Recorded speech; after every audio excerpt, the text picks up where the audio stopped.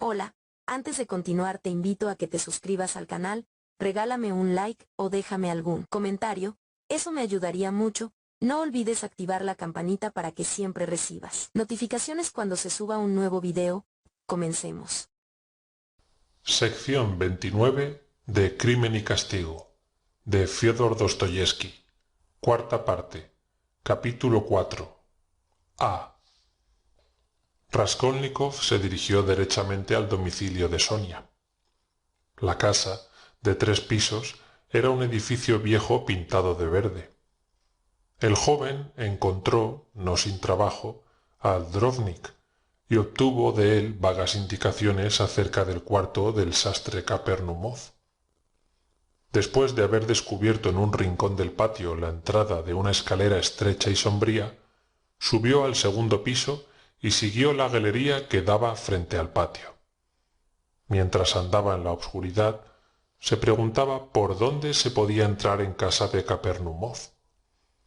De pronto se abrió una puerta a 3 pasos de él, y el joven tomó una de las hojas con un movimiento maquinal. —¿Quién hay ahí? —preguntó una voz de mujer.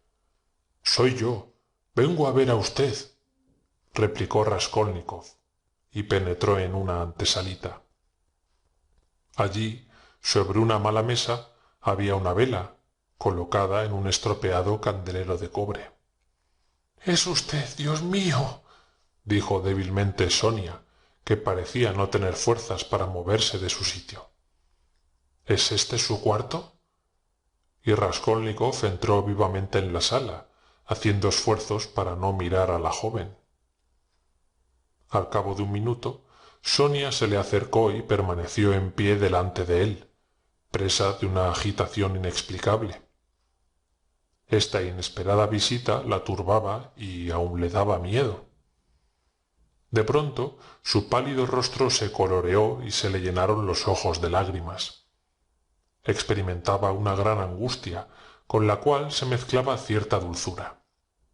Raskolnikov se volvió con un rápido movimiento y se sentó en una silla cerca de una mesa. En un abrir y cerrar de ojos pudo inventariar todo lo que había en la instancia. Esta sala grande, pero excesivamente baja, era la única alquilada por los Kapernumov. En el muro de la izquierda había una puerta que comunicaba con la vivienda del sastre. Del lado opuesto, en la pared de la derecha, había otra puerta, siempre cerrada. Pertenecía a otro alojamiento. El cuarto de Sonia parecía un cobertizo cuadrilátero muy irregular, cuya forma le daba un aspecto monstruoso. La pared, con 3 ventanas que daban al canal, la cortaba oblicuamente, formando así un ángulo extremadamente agudo, en el fondo del cual nada se veía, a causa de la débil luz de la vela. Por el contrario, el otro ángulo era desmesuradamente obtuso. Esta sala apenas tenía muebles. En el rincón de la derecha estaba la cama. Entre la cama y la puerta, una silla. Del mismo lado, y precisamente enfrente del alojamiento vecino, una mesa de madera blanca cubierta con un tapete azul, y al lado de ella 2 sillas de junco. En la pared opuesta, cerca del ángulo agudo, había adosada una cómoda de madera sin barnizar que parecía perdida en el vacío. A esto se reducía todo el mobiliario. El papel, amarillento y viejo, tenía color obscuro en todos los rincones, efecto probable de la humedad y del humo del carbón. Todo aquel local denotaba pobreza. Ni siquiera había cortinas en la cama. Sonia miraba en silencio al visitante, que examinaba la habitación tan atentamente y de un modo tan despreocupado, que al fin la hizo temblar, como si se hallase delante del árbitro de su destino. —Vengo a casa de usted por última vez —dijo tristemente Raskolnikov, como si se olvidase que era aquella la primera que visitaba a la joven. Quizás no nos volveremos a ver. —¿Va usted a marcharse? —No sé. mañana todo... ¿De modo que no irá usted mañana a casa de Catalina Ivanovna? Dijo Sonia con voz temblorosa. No sé. Mañana por la mañana todo... No se trata de eso. He venido para decirle 2 palabras. Levantó su mirada soñadora y advirtió de repente que él estaba sentado mientras que ella permanecía derecha. ¿Por qué está usted en pie? Siéntese, dijo con voz dulce y acariciadora. La joven obedeció. Durante un minuto Raskolnikov la contempló con ojos benévolos y casi enternecidos. ¡Qué delgada está usted! ¡Qué mano la suya! Se ve la luz a través de ella. Los dedos parecen los de una muerta. Le tomó la mano. Sonia se sonrió débilmente. Siempre he sido así, dijo. ¿También cuando vivía usted en casa de sus padres? Sí. Es claro, dijo bruscamente. Operóse de nuevo un repentino cambio en la expresión de su rostro y en el sonido de su voz. Después dirigió una nueva mirada en derredor suyo. ¿Vive usted en casa de Kapernumov? Sí. ¿Viven ahí, detrás de esa puerta? Sí, su habitación es completamente igual a esta. ¿No tienen más que una sala para todos? Nada más.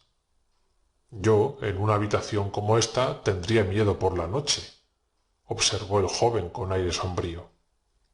Mis patrones son buenas personas, muy amables, respondió Sonia, que parecía no haber recobrado aún su presencia de espíritu. Y todo el mobiliario les pertenece. Son muy buenos. Sus hijos vienen muy a menudo a verme. Los pobrecitos son tartamudos. ¿Son tartamudos? Sí, el padre es tartamudo y, además, cojo. La madre también. No es precisamente que tartamudee, pero tiene un defecto en la lengua. Es una mujer muy buena. Kapernumov es un antiguo siervo. Tiene 7 hijos. El mayor es el que tartamudea. Los otros son enfermizos, pero hablan claro. Lo sabía. ¿Que lo sabía usted? Exclamó Sonia sorprendida. Su padre de usted me lo contó hace tiempo. Supe por él toda la historia de usted. Me refirió que usted salió un día a las 6, que volvió a entrar a las 8 dadas y que Catalina Ivanovna se puso de rodillas delante de la cama de usted. Sonia se turbó. Creo haberle visto hoy, dijo titubeando. ¿A quién? A mi padre. Yo estaba en la calle, en la esquina cerca de casa, entre 9 y 10. Parecía andar delante de mí. Hubiera jurado que era él. Quise ir a decírselo a Catalina Ivanovna, pero... ¿Paseaba usted? Sí, murmuró Sonia, bajando avergonzada los ojos. Catalina Ivanovna solía pegarla cuando estaba usted en casa de su padre. Oh, no. ¿Cómo dice usted eso? No, exclamó la joven mirando a Raskolnikov con cierto espanto. ¿De modo que usted la quiere? ¿Cómo no? Repuso Sonia con voz lenta y plañidera. Después juntó bruscamente las manos con expresión de piedad. Ah, si usted la conociese, es lo mismo que una niña. Tiene el juicio extraviado por la desgracia, pero es tan inteligente, es tan buena y generosa. Ah, si usted supiera. Sonia dijo estas palabras con un acento casi desesperado. Su agitación era extraña. Se acongojaba, se retorcía las manos. Sus pálidas mejillas se habían coloreado de nuevo y sus ojos revelaban un gran sufrimiento. Evidentemente acababa de herírsele una cuerda sensible y no podía menos de hablar, de disculpar a Catalina Ivanovna. De repente se manifestó en todos los rasgos de su fisonomía una expresión de piedad, por decirlo así, insaciable. —¿Pegarme ella? ¿Qué dice usted, señor? ¿Pegarme ella? Y aun cuando me hubiera pegado, ¿qué? Si usted supiese, es tan desgraciada y además está enferma. Busca la justicia. Es pura. Cree que en todo puede reinar la justicia y clama por ella. La maltrataría usted y ella no haría nada de injusto. ¿Y usted qué va a hacer? Sonia le interrogó con la mirada. Ahora han quedado a cargo de usted. Cierto que antes era lo mismo. El que ha muerto solía pedirle a usted dinero para ir a gastárselo a la taberna, pero ahora, ¿qué es lo que va a ocurrir? No sé, respondió la joven tristemente. ¿Van a quedarse donde están? No sé. Deben a la patrona, y creo que ésta ha dicho hoy mismo que quería ponerlas en la calle. Mi madrastra, por su parte, dice que no ha de permanecer un momento más en aquella casa. ¿En qué funda esa seguridad? ¿Piensa vivir a costa de usted? Oh, no, no diga usted eso. Entre nosotras no hay mío ni tuyo. Nuestros intereses son los mismos, replicó vivamente Sonia, cuya irritación en aquel instante se parecía a la inofensiva cólera de un pajarillo. Por otra parte, ¿qué va a ser de ella? Añadió animándose cada vez más. ¿Cuánto ha llorado hoy? Tiene perturbado el juicio. ¿No lo ha notado usted? Tan pronto se preocupa febrilmente por lo que ha de hacer mañana, a fin de que todo esté bien, la comida y lo demás, como se retuerce las manos, escupe sangre, llora y se golpea desesperada la cabeza contra la pared.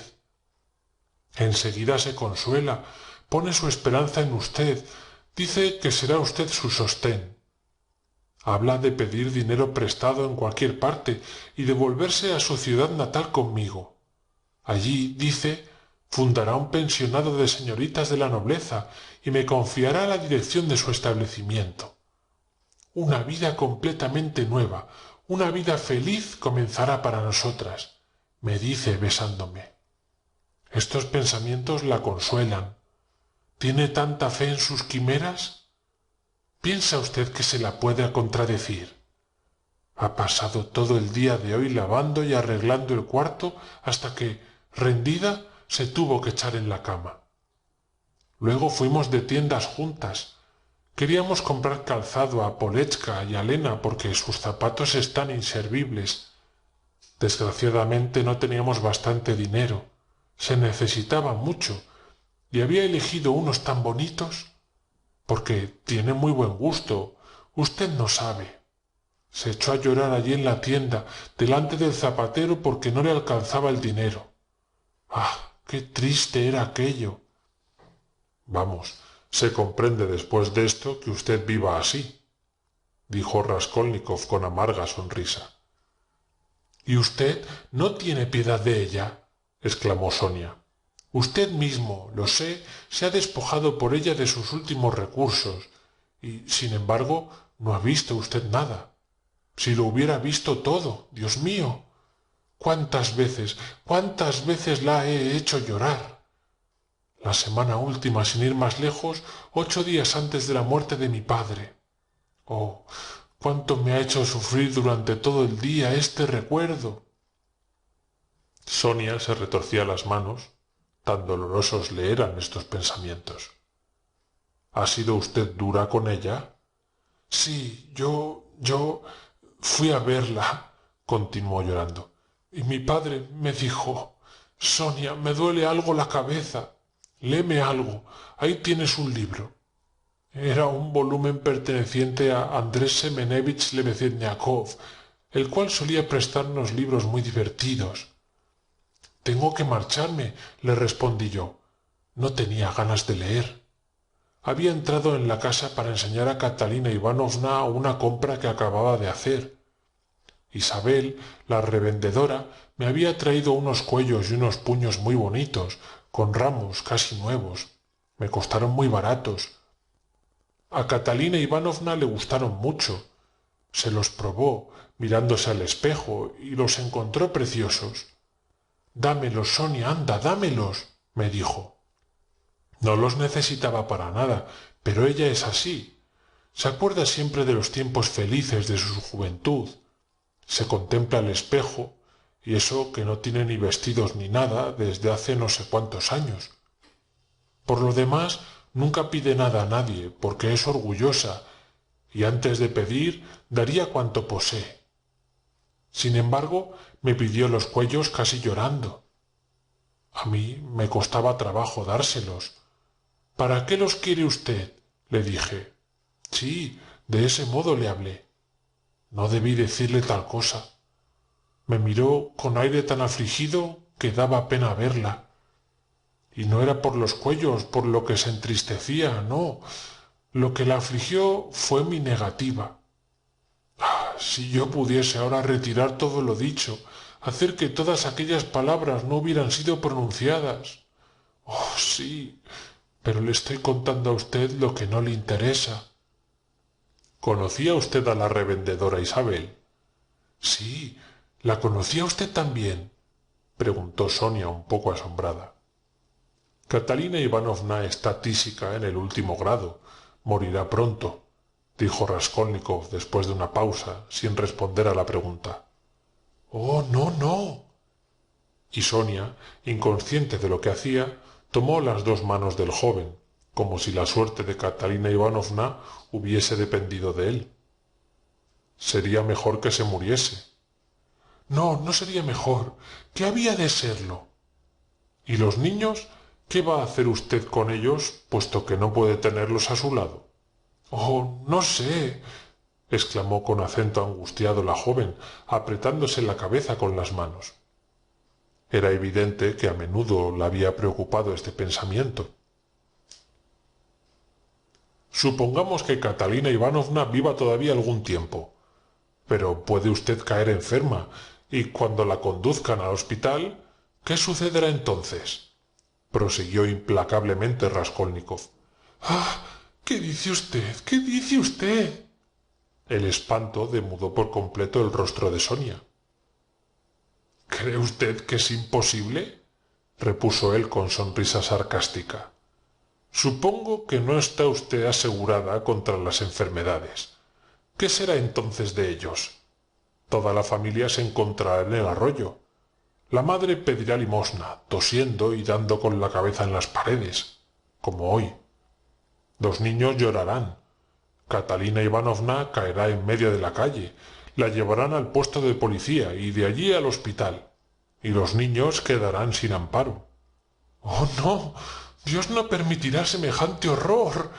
Exclamó Sonia con voz ahogada. Hasta entonces había escuchado en silencio, con los ojos fijos en Raskolnikov y las manos juntas, como en muda plegaria para conjurar la desgracia que el joven predecía. Raskolnikov se levantó y se puso a pasear por la habitación. Pasó un minuto. Sonia seguía en pie con los brazos caídos y la cabeza baja, presa de atroz sufrimiento.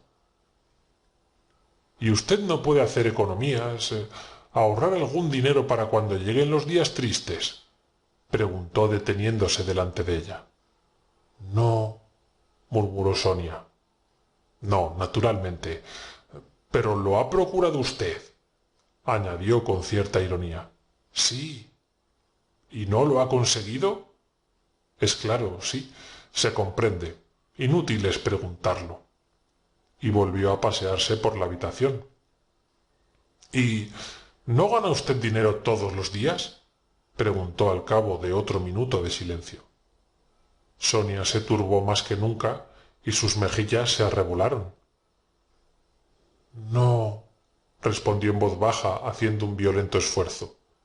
La suerte de Poletska será, indudablemente, la misma de usted, dijo el joven bruscamente. No, no, eso es imposible, exclamó Sonia, herida en el corazón por aquellas palabras como por una puñalada. Dios no permitirá semejante abominación.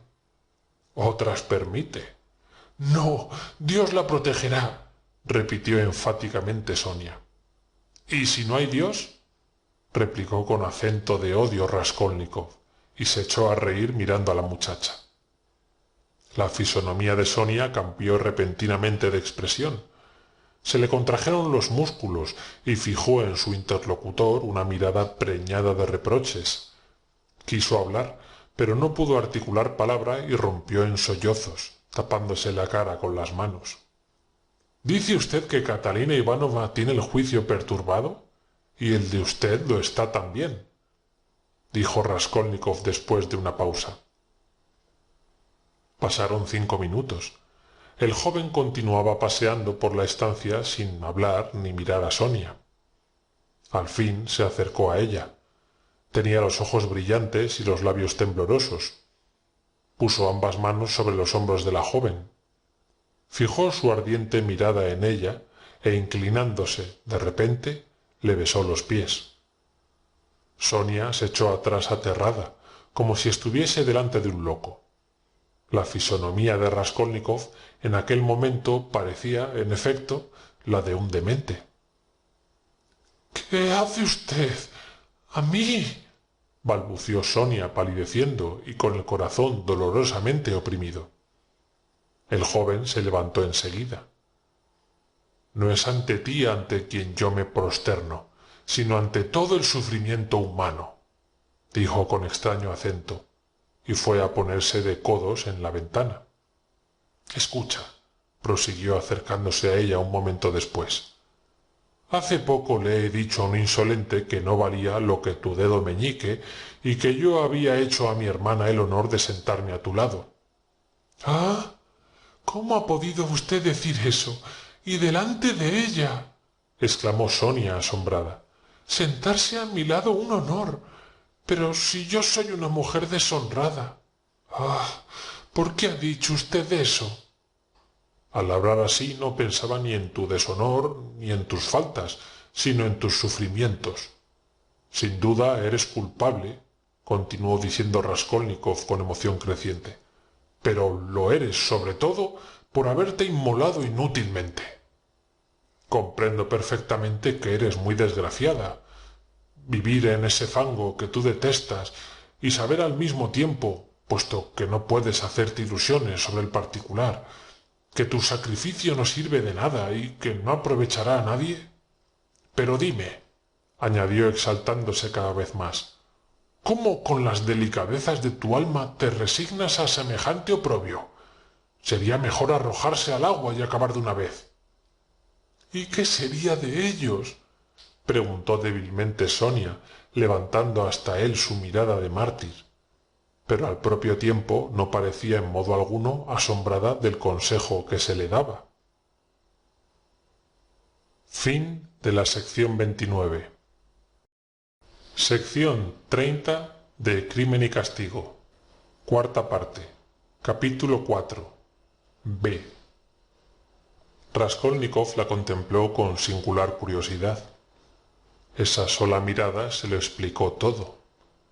Sin duda, la joven había pensado muchas veces en el suicidio, muchas también, quizás, en el exceso de su desesperación, había pensado en acabar de una vez, y de tal manera y tan seriamente se preocupó con la misma idea, que al presente no experimentaba ninguna sorpresa al oír tal solución. No advirtió, sin embargo, la crueldad que encerraban estas palabras. Escapósele también el sentido de los reproches del joven. Como ya se habrá comprendido, el punto de vista desde el cual consideraba él su deshonor era para ella letra muerta, y esto lo echó de ver Raskolnikov. Se hacía cargo de cómo la torturaba la idea de su situación infamante, y se preguntaba qué había podido impedir que acabase con su vida. La única respuesta a tal pregunta era el cariño de Sonia por aquellos pequeñuelos y por Catalina Ivanovna, la desgraciada tísica y medio loca que se golpeaba la cabeza contra las paredes. Sin embargo, era evidente para él que la joven, con su carácter y educación, no podía permanecer así definitivamente. Veía claramente que el caso de Sonia era un fenómeno social excepcional, pero esto, en rigor, era una razón de más para que la vergüenza la hubiese matado desde su entrada en un camino del cual debía alejarla todo su pasado de honradez. tanto como su cultura intelectual relativamente elevada.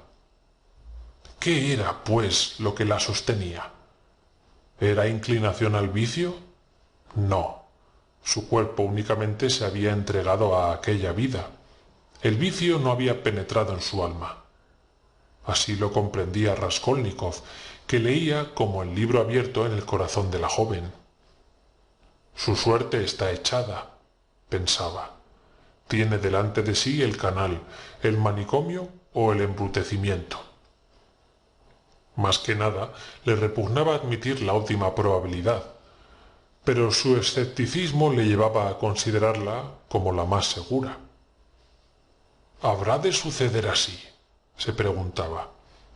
¿Es posible que esta criatura, que conserva todavía la pureza del alma, acabe por hundirse deliberadamente en el fango? Ha puesto ya los pies en él, y si hasta el presente ha podido soportar semejante vida, ¿es porque para ella el vicio ha perdido ya su aspecto repugnante? No, no, es imposible, exclamó para sí, como antes había exclamado Sonia. No, lo que hasta este momento la ha impedido arrojarse el canal es el temor de cometer un pecado y el interés que tiene por ellos. Si aún no se ha vuelto loca. Pero ¿quién dice que no lo está? ¿Posee acaso todas sus facultades? ¿Razonaría una persona de juicio sano como ella razona? ¿Se puede afrontar la propia perdición con esa tranquilidad y sin prestar oídos a consejos o advertencias? ¿Es un milagro lo que espera? Sí, sin duda. ¿No son todos estos signos de enajenación mental?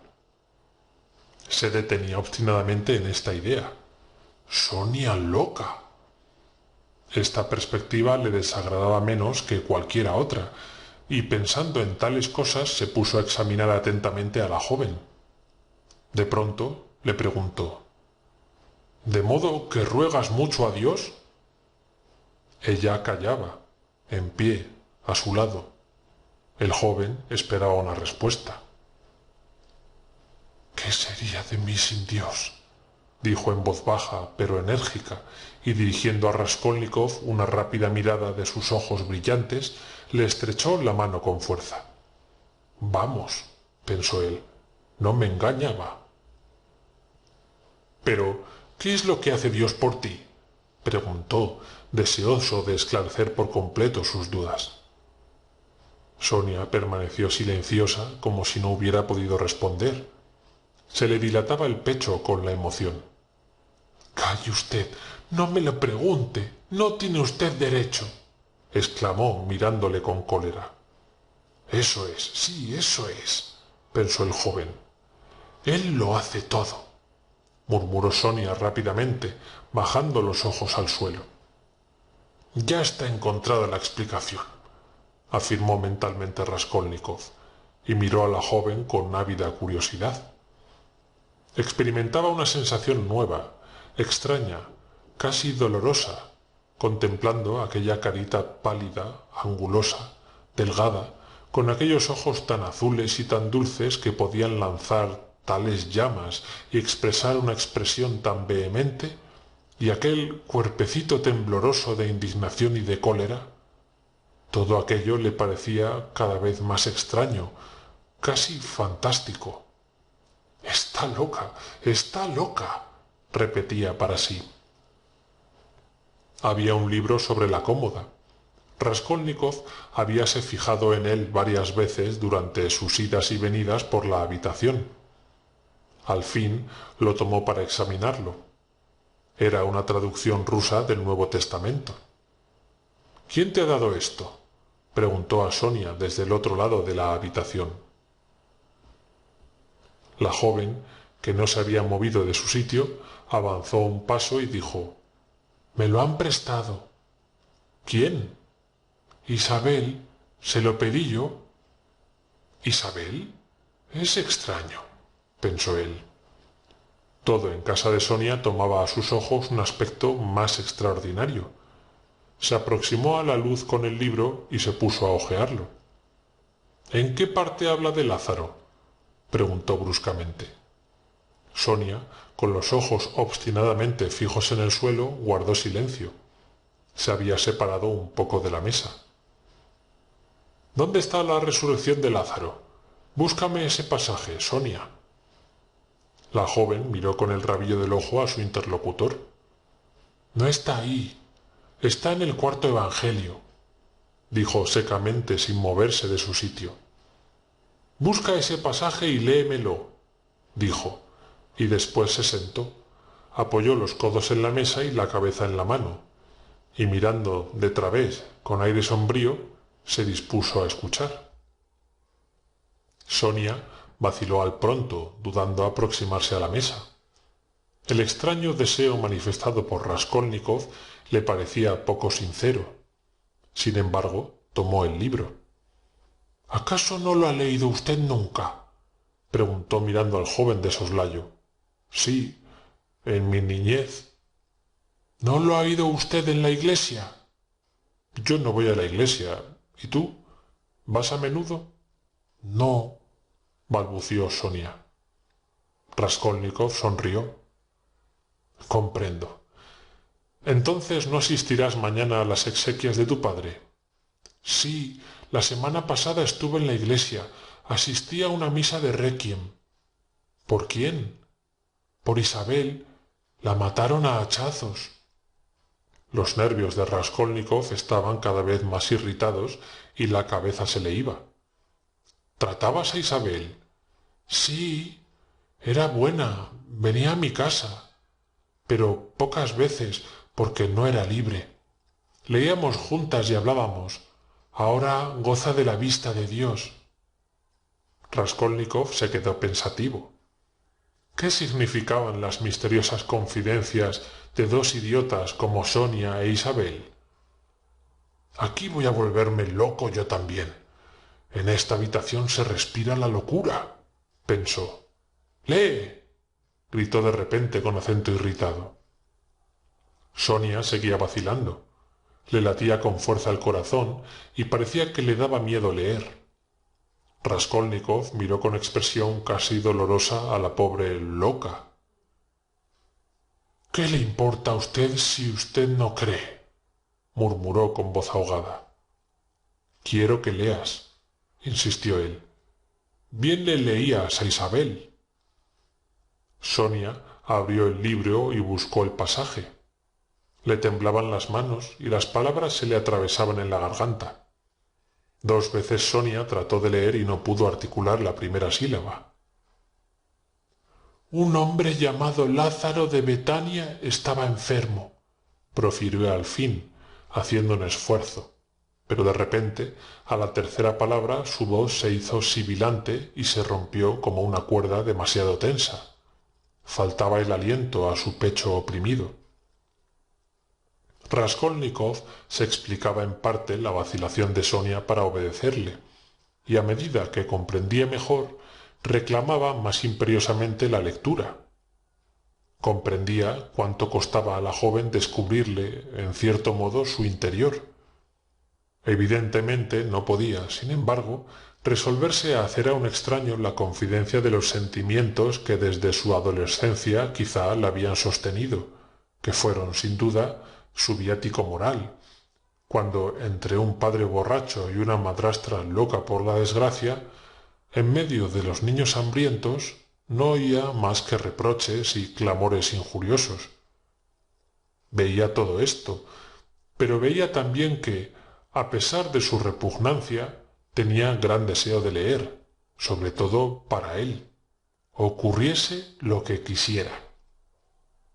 Los ojos de la joven y la agitación que sentía se lo dieron a conocer a Raskolnikov.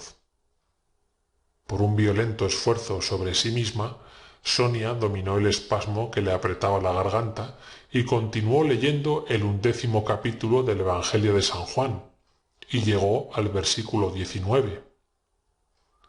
Muchos judíos habían venido a Marta y a María a consolarlas de la muerte de su hermano. Entonces Marta, como oyó que Jesús venía, salió a su encuentro, pero María se estuvo en casa y Marta dijo a Jesús: Señor, si hubieses estado aquí no fuera muerto mi hermano, mas yo sé ahora que todo lo que pidieres de Dios te dará Dios. La joven hizo aquí una pausa para triunfar de la emoción que hacía temblar de nuevo su voz. Dícele Jesús, tu hermano resucitará. Marta dijo, yo sé que resucitará en la resurrección en el día postrero. Dícele Jesús, yo soy la resurrección y la vida. El que crea en mí, aunque esté muerto, vivirá. Y todo aquel que vive y cree en mí, no morirá eternamente. ¿Crees tú en esto? Ella le dijo. Aunque apenas podía respirar, Sonia levantó la voz como si al leer las palabras de Marta hiciese ella misma su profesión de fe. Sí, Señor, yo creo que tú eres el Cristo, el Hijo de Dios que has venido al mundo.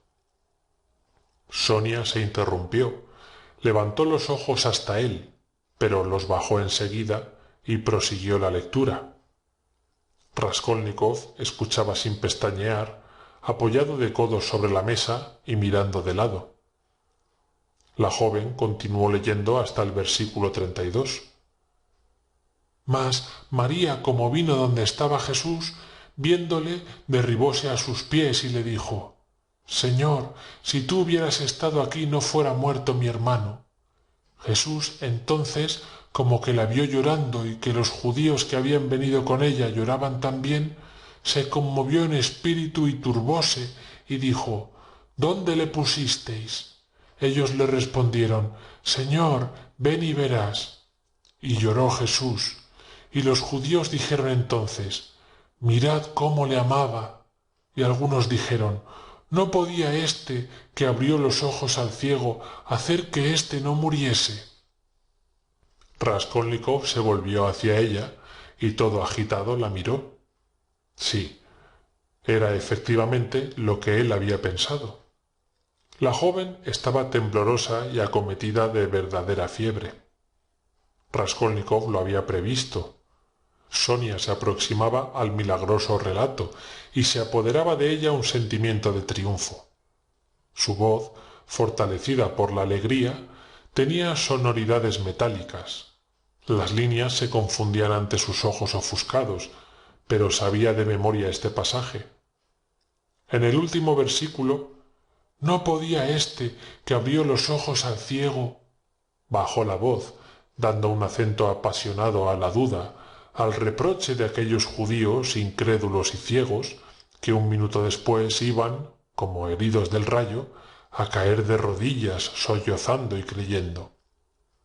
Y él que es también un ciego incrédulo, él también dentro de un instante oirá, creerá.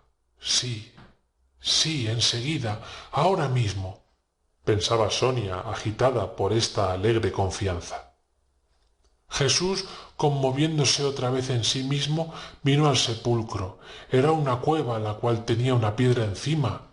Dice Jesús, quitad la piedra. Marta, hermana del muerto, le dice, Señor, hiede ya, que es de 4 días. Sonia subrayó la palabra 4. Jesús le respondió, ¿no te he dicho que si crees verás la gloria de Dios? Entonces quitaron la piedra de donde el muerto había sido puesto, y Jesús, alzando los ojos al cielo, dijo en voz alta, Padre mío, gracias te doy porque me has oído. Yo sabía que siempre me oyes, mas por causa de la compañía que está alrededor lo dije, para que crean que me has enviado. Y habiendo dicho estas palabras, exclamó a gran voz, Lázaro, ven fuera. Y el que había muerto salió. Al leer estas líneas, Sonia temblaba como si hubiese sido testigo del milagro, con las manos atadas con vendas y el rostro envuelto en un sudario. Y dijo Jesús, desatadle y dejadle ir. Entonces muchos de los judíos que habían venido a María y habían visto lo que Jesús acababa de hacer, creyeron en él. La joven no leyó más. Le hubiera sido imposible. Cerró el libro y se levantó.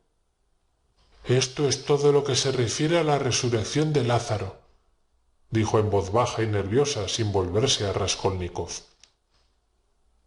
Parecía que temiese encontrar su mirada. Su temor febril duraba todavía.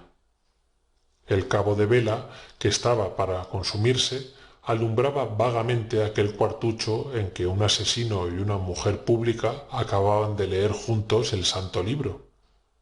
De repente Raskolnikov se levantó y se acercó a Sonia. «He venido para hablarte de una cosa», dijo en alta voz, frunciendo el entrecejo. La joven levantó los ojos hasta él y vio que su mirada, de una dureza particular, expresaba una resolución feroz. «Hoy», prosiguió, «he renunciado a todo género de relaciones con mi madre y con mi hermana. Ya no volveré más a mi casa. La ruptura entre los míos y yo está ya consumada». «¿Por qué?», preguntó asombrada Sonia. Su encuentro poco antes con Pulqueria Alexandrovna y Dunia le había dejado una impresión extraordinaria, aunque oscura para ella. Al oír la noticia de que el joven había roto con su familia, sintió una especie de terror. «Ahora no tengo en el mundo más que a ti», respondió él. «Partamos juntos. He venido a proponértelo. Tú y yo seremos malditos. Partamos juntos». Le relampagueaban los ojos. «Parece que está loco», pensó a su vez Sonia. «¿A dónde iremos?», preguntó espantada, e involuntariamente se interrumpió. «¿Cómo he de saberlo? Únicamente sé que el camino y el fin de él son los mismos para ti y para mí. De eso estoy seguro». Sonia le miró sin comprender. Una sola idea se desprendía claramente para ella de las palabras de Raskolnikov, que era inmensamente desgraciado. «Nadie te comprenderá si tú le hablas», prosiguió él, «pero yo te he comprendido. Tú me eres necesaria, por eso he venido». «No comprendo», balbució Sonia. «Ya comprenderás más tarde. ¿Acaso tú no has procedido como yo? Tú también estás por encima de la regla. Has tenido ese valor, has alzado la mano sobre ti.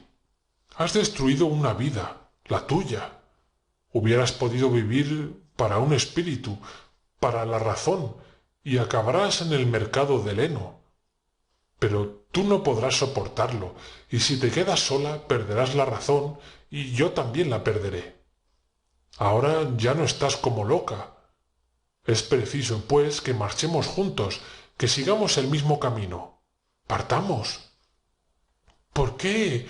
¿Por qué dice usted eso?», repuso Sonia extrañamente turbada por tal lenguaje. «¿Por qué? Porque tú no puedes quedarte aquí. Es menester razonar seriamente y ver las cosas bajo su verdadero aspecto, en vez de llorar como un niño y de confiar todo a Dios. ¿Qué ocurrirá, te pregunto yo ahora, si mañana se te conduce al hospital? Catalina Ivanovna, casi loca y tísica, morirá pronto. ¿Qué será de sus hijos? La perdición de Poletska, ¿no es cosa segura?». «¿Qué hacer, pues? ¿Qué hacer?», repitió llorando Sonia y retorciéndose las manos. «¿Qué hacer? Hay que levar el ancla de una vez para ir adelante, ocurra lo que quiera. ¿No comprendes? Más tarde comprenderás. La libertad y el poder, pero sobre todo el poder, reinan sobre todas las criaturas temblorosas, sobre todo el hormiguero. He ahí el objeto. Acuérdate de esto. Ese es el testamento que te dejo. Quizá te hablo por última vez. Si no vengo mañana, lo sabrás todo. Y entonces acuérdate de lo que te digo.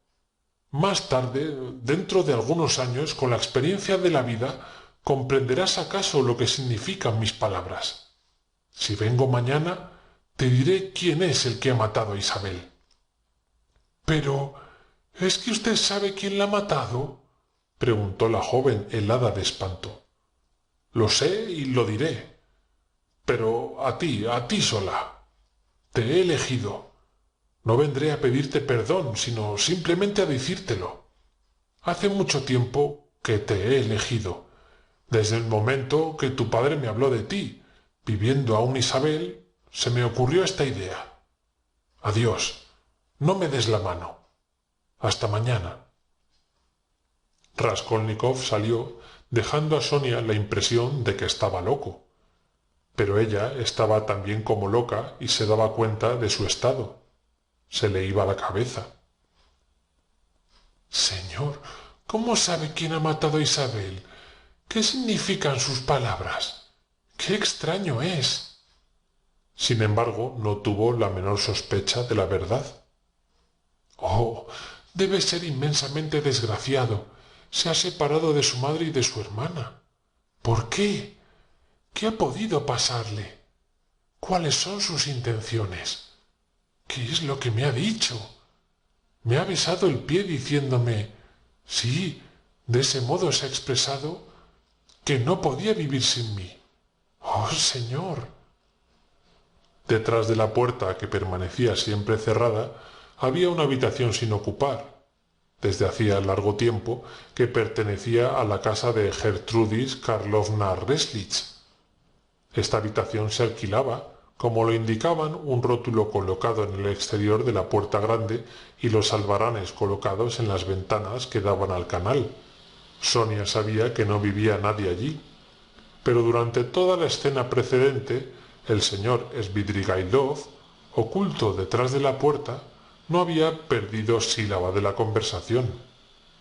Cuando Raskolnikov hubo salido, el inquilino de la señora Reslitz reflexionó un momento. Después volvió a entrar sin ruido en su habitación, que estaba contigua a la pieza desalquilada. Tomó una silla y fue a colocarla junto a la puerta.